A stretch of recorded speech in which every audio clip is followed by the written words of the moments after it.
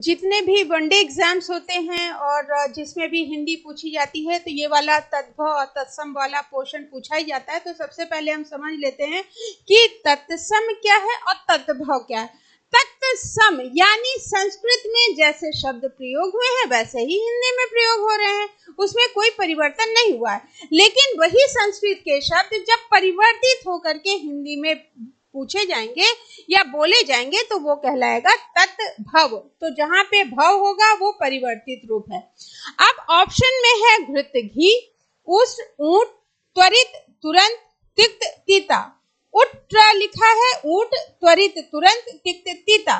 तो यहाँ पे हम देखेंगे कि कौन सा तत्सम है और कौन सा तद्भव है। तो घृत जो है ये आपका तत्सम शब्द है, लेकिन घी आपका तद्भव है। उठ ये और ऊंट त्वरित तत्सम शब्द है, तुरंत तद्भव शब्द है, तिक्त तत्सम शब्द है, तीता तत्भव शब्द है।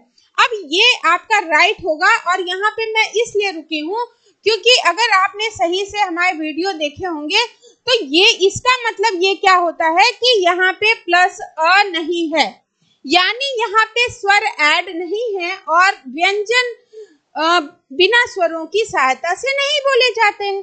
तो इसका मतलब ये हुआ कि ये आधा ट है, तो उट्ट तो होगा नहीं, होता क्या है उष्ट। यहाँ पे बेटा र लगा है, ठीक है। अगर ये होता तो ये सही होता, ये संस्कृत का शब्द है, उष्ट का उट।